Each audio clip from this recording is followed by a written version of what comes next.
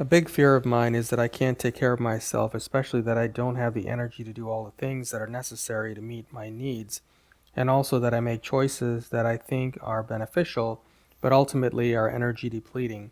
Please ask the guides how I can move forward from dependence to co creation. So we are Divine Mother. And the inherent issue that exists within your question is the belief that there is something that you must do in order to heal. And while we know there are things that will always be done, it is not your responsibility to understand what these things are or to carry them out alone. This one understanding is a key code reminder deep within yourself and within your soul as to the healing power that you have access to from the greater universe.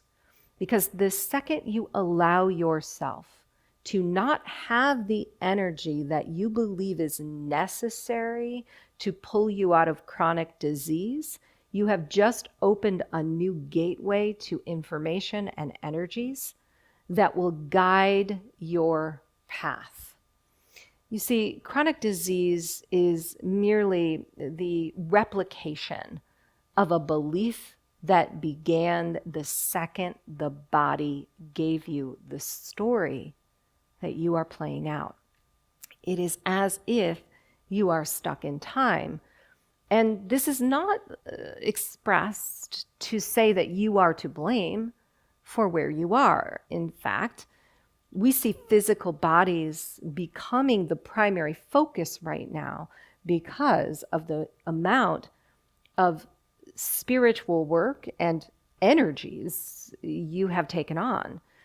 You have become different human beings. You have become highly conscious and you are walking into a new reality. But it has taken a great deal of energy for the body to uphold its physical programs.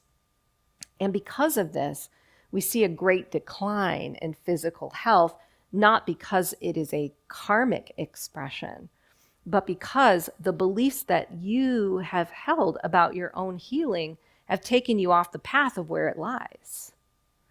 In ancient times, we knew that anytime a disease was present in the body, it was a reflection of misalignment. We may not have known where that misalignment lied. We didn't know if it existed in the organs or the tissues as a physical process. We were unsure if it was something that we were thinking in the mind or feeling in the heart. But what we knew without a doubt was that if we would go to the breath, the connection that we had to the universe through an innate process called the nervous system, we would be guided to release it. And this release was based upon the premise that we would not define ourselves as anything but healed. So our advice to you is not take inventory of what you cannot do in order to get where you believe you must go, but to sink deeper into the rest that your body is telling you it needs in order to get there. And trust and have faith in its guidance and your higher spiritual process that is helping you to reinstate the body in a new way, in a way that may be lighter and purged of anything that would hold it back from a legacy and a future that is your birthright. We want to bring in also the idea of relaxation, which is different than rest. When a soul is at rest, they may perceive sleep or not doing in the physical world, but relaxation is a bit deeper. It is taking us into a sense of mind, and where our mind is carrying us even when our body is standing still.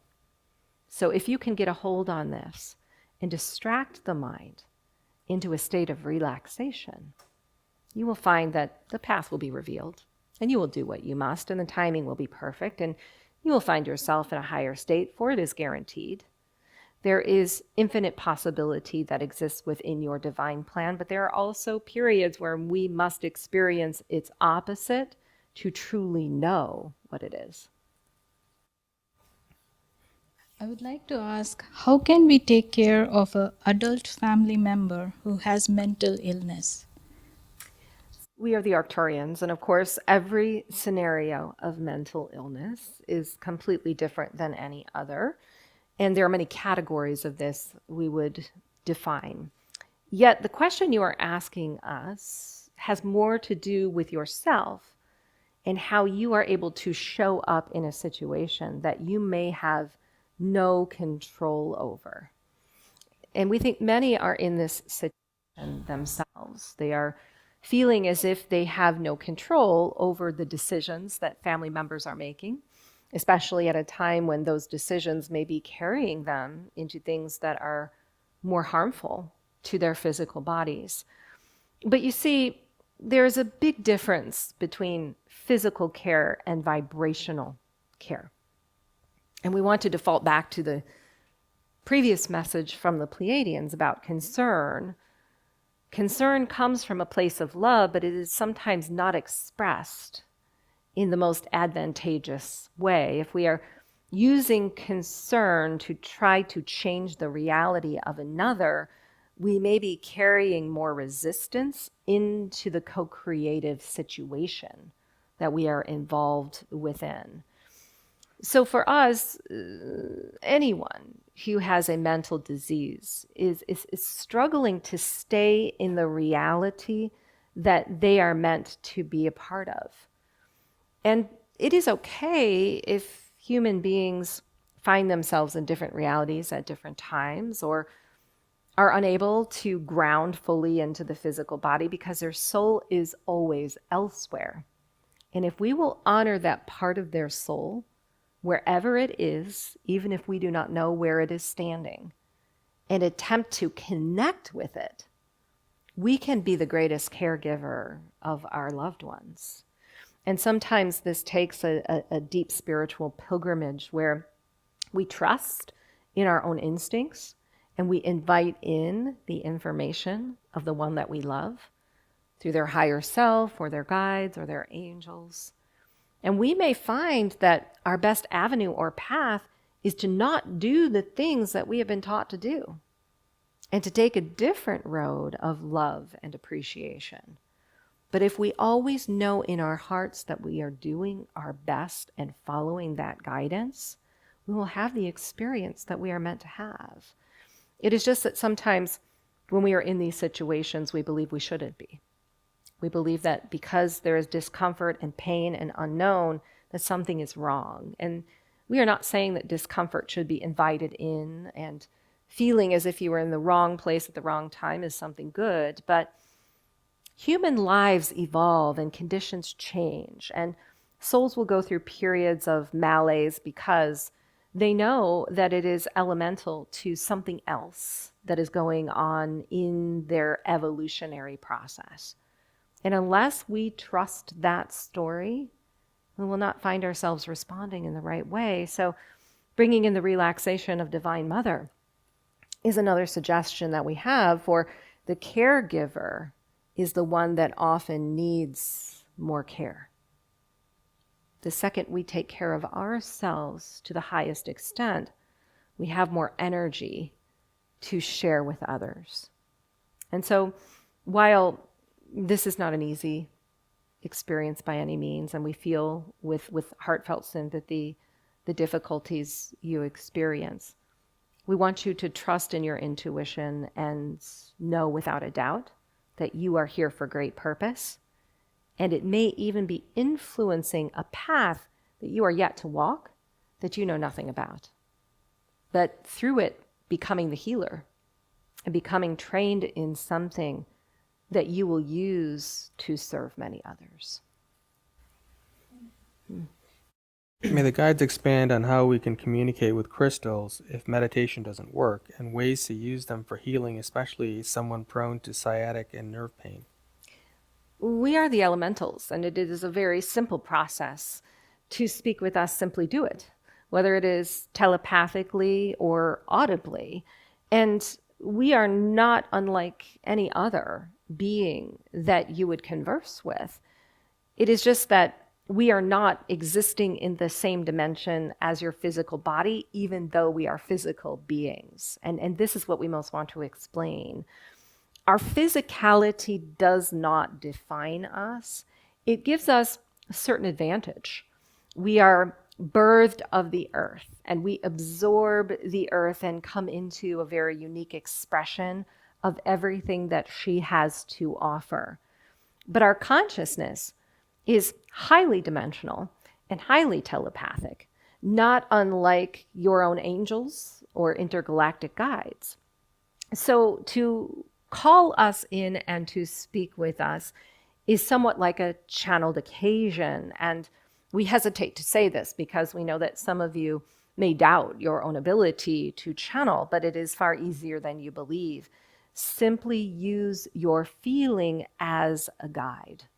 What you feel about us is a translation of what we are speaking in response to your request. And sometimes this is how a soul may be led to certain crystals or crystalline families that are best suited for healing.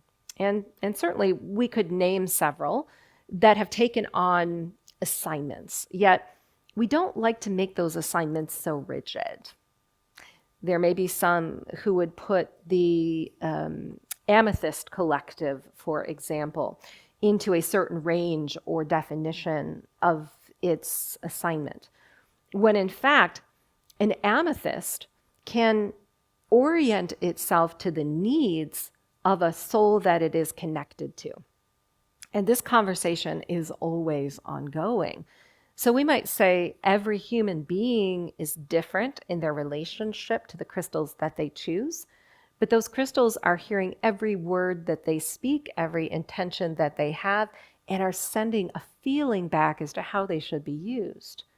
If you have ever had the notion that you should pick up a crystal and move it from one location in your home to another, or to sleep with it, or to wear it around your neck, this is a channeled event. It is a translation of a conversation that the two of you are constantly having, sometimes beyond your own conscious knowledge. And there are some healers on planet Earth who are very specially oriented, we might say, to working with the crystalline collectives and are able to speak on their behalf or to help humans in situations where they need crystalline healings. But all of you are ambassadors for working with us in your own right.